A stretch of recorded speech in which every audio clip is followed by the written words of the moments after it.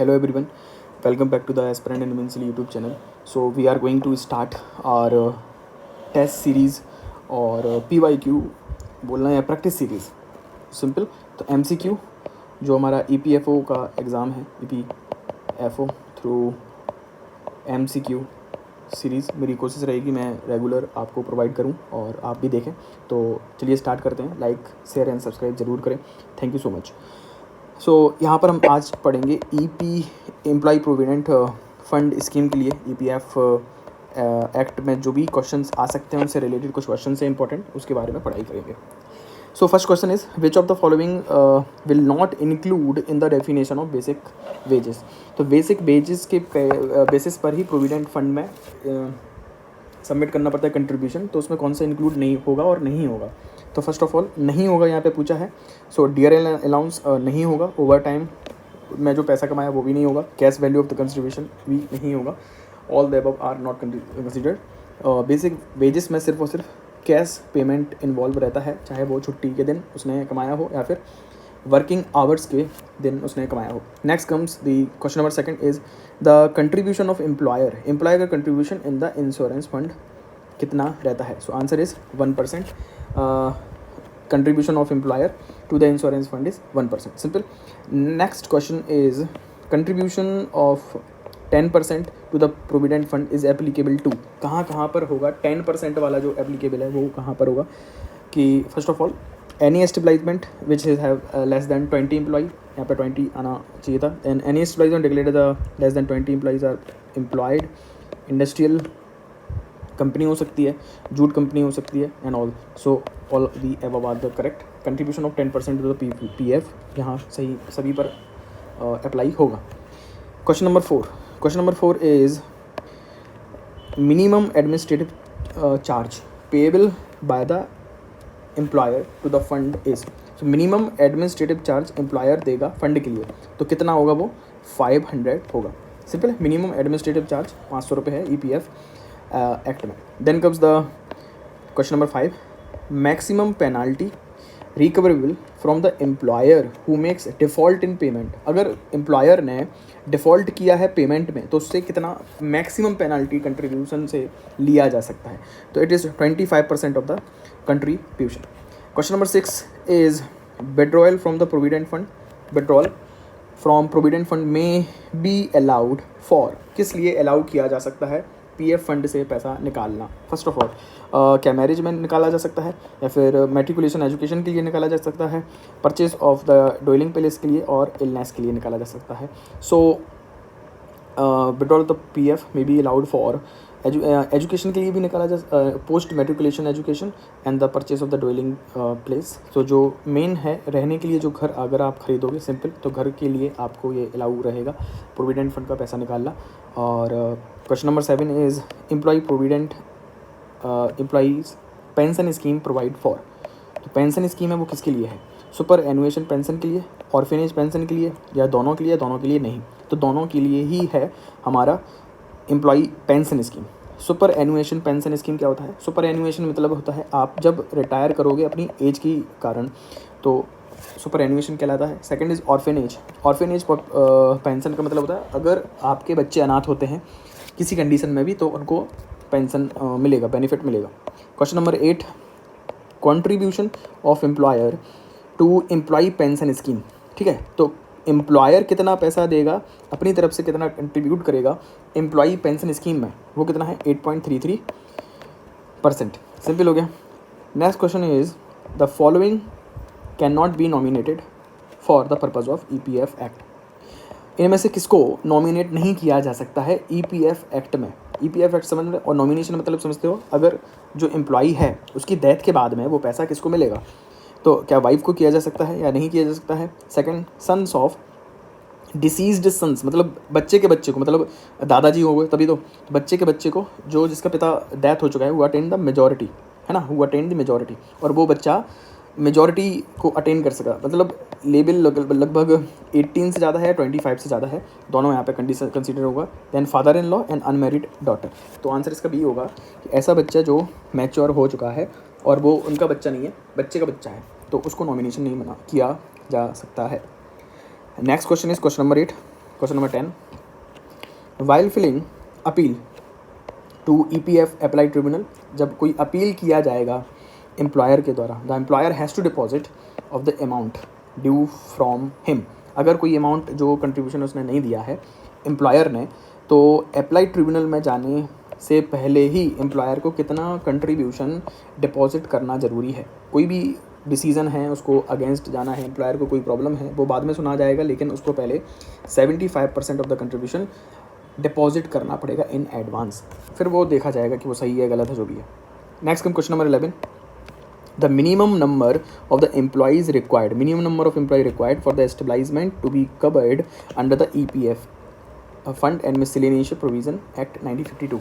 तो EPF 1952 act के लिए कम से कम कितने एम्प्लॉई होने चाहिए एस्टेब्लिशमेंट में, तो वो है हमारा नंबर 20, हमने ऊपर भी देखा था। सो 20 एंड मोर एम्प्लॉई वहाँ पे रजिस्टर कर सकते हैं EPF एक्ट के में, सिंपल है। Now next is question number 12, the current rate of contribution toward the EPF made by both employee और एम्प्लॉयर, कितना कंट्रीब्यूशन करते हैं EPF एक्ट में। जो प्रोविडेंट फंड है तो उसमें कंट्रीब्यूशन कितना करना रहता है एम्प्लॉयर और एम्प्लॉई दोनों को, सिंपल 12% है, याद रखना। अभी हमने पढ़ा था 8.33%, तो वो क्वेश्चन दूसरा है, उसमें क्या पूछा जाता, contribution of employer for pension scheme, pension में 8.33% है और प्रोविडेंट फंड में 12% है, तो दोनों को कंपेयर करके पढ़ेंगे तब आपको कोई भी डाउट नहीं रहेगा। सिंपल हो गया, 12% है बेसिक सैलरी और डियरनेस अलाउंस का, याद रखना DA और बेसिक सैलरी का ही 12% देना है एम्प्लॉई एम्प्लॉयर दोनों को। क्वेश्चन नंबर 13, EPF एक्ट में who an employ is eligible for the pension after how many years of continuous service, तो कितने सालों के बाद में ही आपको EPF एक्ट का फ़ायदा मिलेगा, बेनिफिट मिलेगा एम्प्लॉई को। तो सिंपल है, याद रखना है 10 ईयर्स, कम से कम 10 साल की आपने सर्विस दी हो तब जाके आप यहाँ पे याद कर सकते हो। और कई सारे हम एक्ट देखेंगे उसमें ये ईयर्स चेंजेस हैं, जब हम कंपैरिजन करके साथ में पढ़ेंगे तो हमें कन्फ्यूज़न नहीं होगा। फिलहाल तो प्रोविडेंट फंड एक्ट में याद रखो EPF एक्ट के लिए 10 साल की सर्विस आपको देना पड़ेगा कंटिन्यूअसली, तब जाके उसकी एलिजिबल रहोगे पेंशन के लिए, ठीक है। पेंशन आपको तभी मिलेगी जब आपने 10 साल की सर्विस दे दी हो। Next come is continuous service है अलग। Question number 14, which government body is responsible for administration of the EPF act. Simple है, EPF एक्ट का एडमिनिस्ट्रेशन इम्प्लीमेंटेशन सब कुछ कौन देखने वाला है, कौन सी ऑर्गेनाइजेशन है, employ provident fund organisation EPFO, जिसका आप एग्ज़ाम देने जा रहे हो।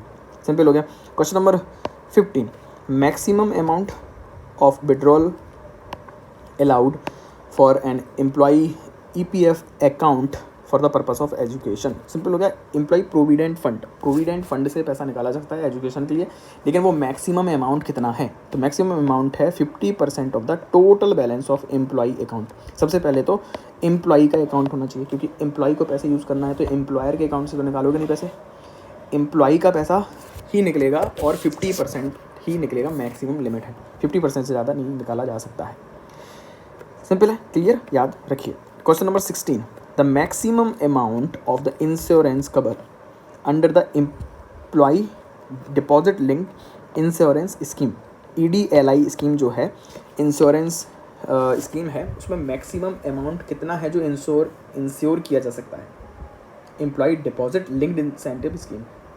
सिंपल है, जो एम्प्लॉई का डिपॉजिट है उसको इंश्योरेंस करने के लिए उसकी मैक्सिमम लिमिट है 7 लाख। कितना है, 7 लाख, याद रखिए। तो मैक्सिमम इतना अमाउंट इंश्योर किया जा सकता है EDLI में। क्वेश्चन नंबर 17 क्या कह रहा है, what is the penalty for non compliance with the provision of EPF act. अगर कोई एम्प्लॉयर कंप्लाइंस नहीं करेगा, मीन्स इसको फॉलो नहीं करेगा EPF एक्ट को, तो क्या हो सकता है, 1 साल की सज़ा हो सकती है और साथ ही साथ में फ़ाइन हो सकता है 10,000 का, imprisonment for the 1 year and the non compliance के लिए EPF कहता है 1 year imprisonment as well as a fine of 10,000 rupee. So both should be the answer. Clear है, 1 साल की सज़ा या फिर 10,000 का जुर्माना, दोनों भी हो सकते हो। Question number 18, what is the current rate of interest provided on the EPF balance. जो आपका प्रोविडेंट फंड का पैसा रहेगा उस पर आपको इंटरेस्ट मिलेगा, उसका रेट कितना होगा, डेट इज़ 8%। 8% की रेट से आपको वो पैसा पे इंटरेस्ट बैंक को देना पड़ेगा। सिंपल है। Question number 19, the maximum limit for the employer contribution to the EPS under the EPF act. वापस से क्वेश्चन आया, maximum limit by the employer in the contribution of pension scheme. Pension scheme में हमने देखा था 8.33% होगा total, और उसका अमाउंट कितना हो सकता है, वो 1250 रुपी में हो सकता है। ये याद रखना है आपको। EPS जो पेंशन स्कीम है, पेंशन स्कीम के लिए 8.33% और इन अमाउंट इट इज़ 1250 रुपी। और अगर प्रोविडेंट फंड की बात करेंगे तो प्रोविडेंट फंड में दोनों के लिए अलग अलग डिस्ट्रीब्यूशन है, 12% वहाँ से 12% अप्लाई का। सिंपल हो गया। Maximum limit for employer contribution of employee pension scheme. Pension scheme में याद रखो इस तरीके से कि 1250 ही आप कंट्रीब्यूशन कर सकते हो maximum employer. Question number 20 is which form is use for the withdrawal of the EPF balance after the resignation of the retirement. Simple है, अगर आपको EPF से पैसा निकालना है, आपका आपने रिज़ाइन कर दिया है या फिर आपका रिटायरमेंट हो गया है, तो किस फॉर्म का यूज़ करोगे पैसे निकालने के लिए EPF से। सो फॉर्म नंबर 19 याद करना है। क्वेश्चन नंबर 20 है और आंसर है form number 19। Then comes to question number 21. What is the time limit? What is the time limit within which an employee can file a complaint regarding non-payment or the underpayment of the EPF contribution? अगर employer ने payment नहीं किया है, simple आपका contribution, आपके हिस्से का EPF नहीं डिपॉजिट किया है, कंट्रीब्यूशन डिपॉजिट नहीं किया है, तो आपकी टाइम लिमिट कितना है, मैक्सिमम कितने टाइम में आप कंप्लेन कर सकते हो एम्प्लॉयर के against. So that is 6 month, 6 महीने का आपके पास आराम से सोचने समझने का टाइम है, फिर आप उसका आंसर और जवाब कर सकते हो। सिंपल हो गया, 6 महीने का। सो ये हमारे रहा पूरा का पूरा कवर हो गया हमारा EPF एक्ट, और कुछ क्वेश्चन अलग से रहेंगे तो वो भी हम ट्राई करेंगे कवर करने के लिए। Thank you so much. Video को लाइक शेयर एंड सब्सक्राइब ज़रूर करें अगर आपको अच्छा लगता है। थोड़ा सा मुझे मोटिवेशन मिलेगा आपके लाइक करने से, सब्सक्राइब करने से। Thank you so much. Take care, love you all, bye bye.